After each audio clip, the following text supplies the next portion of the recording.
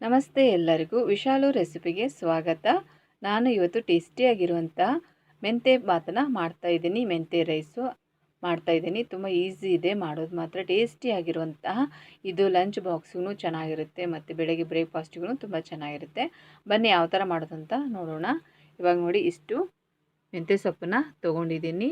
ನಾನು ಮುಕ್ಕಾಲು ಭಾಗ ಸೊಪ್ಪನ್ನ ಚಿಕ್ಕದೇ ಕಟ್ ಮಾಡಿ ತೊಗೊಂಡಿದ್ದೀನಿ. ಕಾಲು ಭಾಗ ಅಷ್ಟೇ ನಾನು ಪೇಸ್ಟ್ ಮಾಡೋಕ್ಕೋಸ್ಕರ ಹಾಕ್ತಾಯಿದ್ದೀನಿ. ನೋಡಿ, ನಾನು ತೊಗೊಂಡಿರುವಲ್ಲಿ ಇಷ್ಟನ್ನು ಮಾತ್ರ ಹಾಕ್ತಾಯಿರೋದು.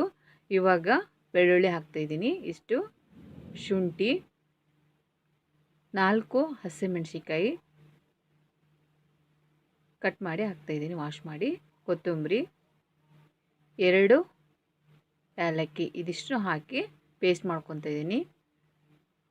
ಪೇಸ್ಟು ರೆಡಿಯಾಗಿದೆ. ಇವಾಗ ನೋಡಿ, ನಾನು ಕುಕ್ಕರಿಗೆ 2 ರಿಂದ 3 ಸ್ಪೂನಷ್ಟು ಎಣ್ಣೆನ ಹಾಕ್ತಾಯಿದ್ದೀನಿ. ನೀವು ಎಷ್ಟು ಕ್ವಾಂಟಿಟಿಯಲ್ಲಿ ಮಾಡ್ತಿರ್ತೀರಾ ಅದನ್ನು ನೋಡಿಕೊಂಡು ಎಣ್ಣೆನ ಆ್ಯಡ್ ಮಾಡ್ಕೊಳ್ಳಿ. ಇವಾಗ ಎಣ್ಣೆ ಕಾದಿದೆ. ಇವಾಗ ನಾನು ಮಸಾಲ ಸಾಮಾನನ್ನ ಹಾಕ್ತಾಯಿದ್ದೀನಿ. 2 ಪಲಾವ್ ಎಲೆ, ಮೆಣಸುಕಾಳು 5 ರಿಂದ 6, ಚಕ್ಕೆ, ಚಕ್ರ ಮೊಗ್ಗು ಮತ್ತು ಲವಂಗನ ಹಾಕ್ತಾಯಿದ್ದೀನಿ.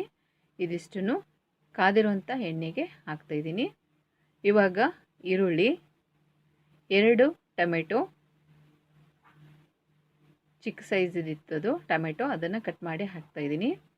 ಹಾಕಿ ಚೆನ್ನಾಗಿ ಇದನ್ನು ಫ್ರೈ ಮಾಡ್ಕೋಬೇಕು. ಈರುಳ್ಳಿ ಮತ್ತು ಟೊಮೆಟೊನ ಈ ರೀತಿ ಫ್ರೈ ಮಾಡಿಕೊಂಡು ಇವಾಗ ರುಬ್ಬಿರುವಂಥ ಪೇಸ್ಟನ್ನು ಹಾಕ್ತಾಯಿದ್ದೀನಿ. ಈ ರೀತಿ ಮಾಡಿ ನೋಡಿ, ಟೇಸ್ಟ್ ಮಾತ್ರ ತುಂಬ ಚೆನ್ನಾಗಿರುತ್ತೆ.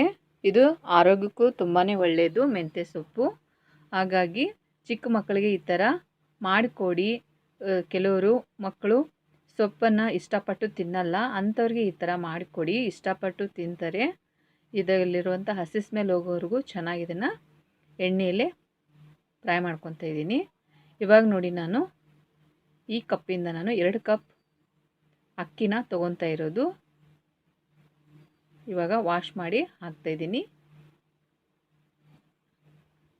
ನೀವು ಯಾವ ರೈಸನ್ನು ತೊಗೊತೀರಾ ನೋಡಿ, ಅದ್ರ ಮೇಲೆ ಡಿಪೆಂಡ್ ಇರುತ್ತೆ ನೀರು ಹಾಕೋದು.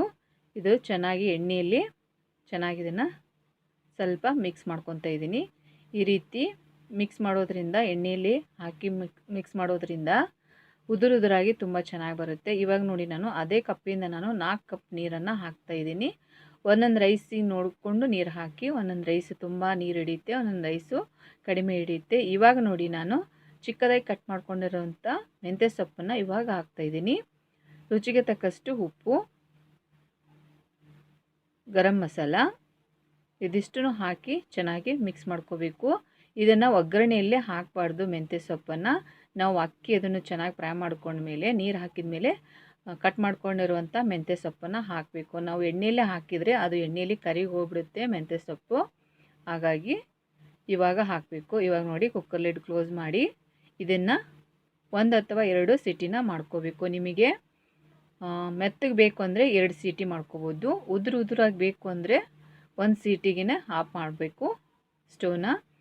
ಇವಾಗ ನೋಡಿ, ನಾನು 1 ಸೀಟಿನ ಮಾಡ್ಕೊಂಡಿದ್ದೀನಿ. ತುಂಬ ಉದುರಾಗಿ ತುಂಬ ಚೆನ್ನಾಗಿ ಬಂದಿದೆ. ನಿಮಗೆ ಮೆತ್ತಗೆ ಬೇಕು ಅನಿಸಿದರೆ 2 ಸೀಟಿನ ಮಾಡ್ಬೋದು.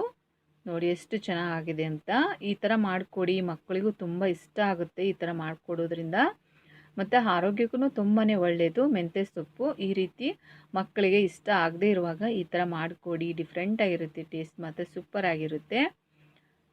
ನೋಡಿ, ತುಂಬಾ ಉದುರಾಗಿ ಎಷ್ಟು ಚೆನ್ನಾಗಿದೆ ಅಂತ. ಟೇಸ್ಟ್ ಮಾತ್ರ ಸೂಪರಾಗಿರುತ್ತೆ.